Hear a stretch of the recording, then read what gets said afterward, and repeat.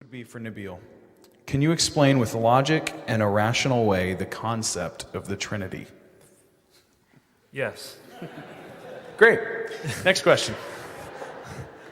No, that's a very good question because it is so idiosyncratic to the Christian faith, and it is extremely important to understand. When I first wrestled with the Trinity, I found it to be very difficult. In fact, I was taught that the Trinity was veiled polytheism. Being raised in a Muslim home, especially with verses from the Quran like Surah Al-Ma'idah, verse 73, it made it pretty clear to me that the Trinity is a belief in three gods, not one. And when I asked the average Christian to explain what the Trinity was, I usually didn't get anything more than a blank stare. And they would say, well, it's 3 in 1. And I'd say, well, what does that mean? You know, it's 3 in 1. It's like, well, that's a shampoo, not God. Tell me, what do you mean 3 in 1?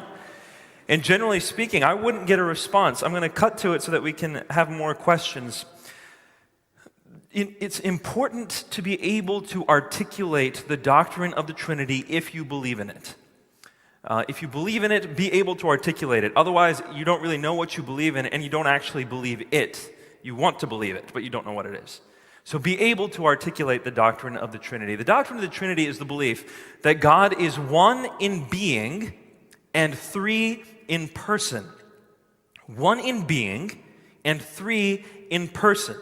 So right off the bat, it's not a contradiction. Because if I were to say it's 1 in being and 3 in being, that is a contradiction. It's 1 in being and 3 in person. So what's the difference between a being and a person? A being is that quality or that essence or that substance, whatever you want to call it. A being is that which makes you what you are. And a person is that quality or that essence that makes you whom you are. So a being is that which makes you what you are. A person is that which makes you whom you are. Now, what kind of a being am I?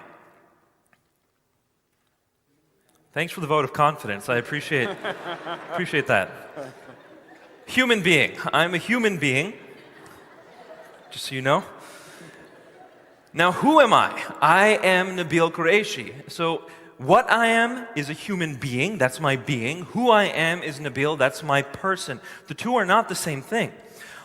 All of us in here share essentially the same type of being that we are. We are human beings, but none of you share essentially the same kind of person that I am. We're all different persons.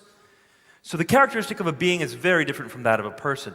I am one being with one person. God is one being with 3 persons, Father, Son, and Spirit.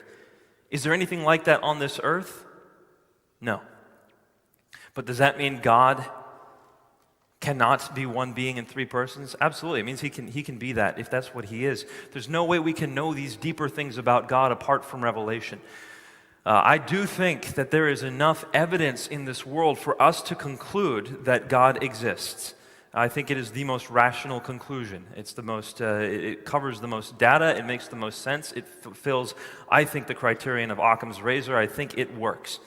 But how much can we know about God after that point? I think revelation is necessary to know the deeper things about God, and this is one of them, that God is 3 in 1. Tied in with this concept then of Trinity is also the idea of the persons of God. What does it mean for Jesus to be the Son of God? What does it mean for God the Father to be the Father? These are different roles in the Trinity, and oftentimes people see the term Son and then impute inferiority to the Son. In a sense, that's accurate to do. So let me put together some Bible verses for you, because especially when I debate Muslims or dialogue with them, these issues come to the fore, as they did with me when I was a Muslim. Some people will say that Jesus says things like in the Gospel of John, he says, "The Father is greater than I." How is it possible that Jesus is God when he says, "The Father is greater than I"? And I would answer that question by saying, in our organization, Uncle Ravi Zacharias, he is the CEO of the organization. He is greater than I am. I'm at the bottom of the totem pole, he's at the top. And right now I'm earning brownie points. So he is greater than I am, but he is a human, just as I am. So his being is essentially equal to mine. He's a human being, I'm a human being, we're equal in that sense, but his role is greater than mine, and I'm inferior in that sense. So when Jesus says the Father is greater than I, the being is equal, the role is different. And this is how the Trinity all comes into focus when we start reading the Scripture. One last thing I want to close with is some people will say to me, but Nabil, the Trinity is not present in the Old Testament. This is something new that Christians came up with. I don't think so.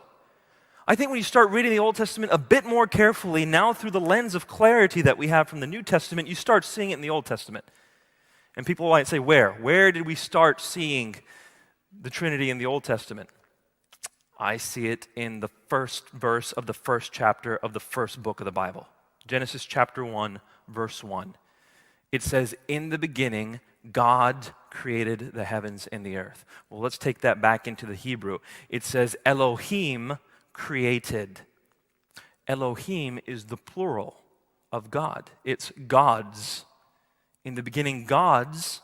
But then the word created treats that word as if it's singular. In the beginning, gods created, as if it were singular. So right there at the very beginning of the Old Testament, you have plurality and singularity in the Godhead. You see it again in the very same chapter where it says, we. God refers to himself as we, plurally. How can God refer to himself plurally? And some people say, well, the Queen of England does that. The plural of majesty was not used in Hebrew at that time. It was not convention. And then also when God says, we will create man in our image, male and female, we will make man. Male and female, in his image, and then it goes to plurality once again. Multiple times plurality in the Godhead. I'll end by saying this.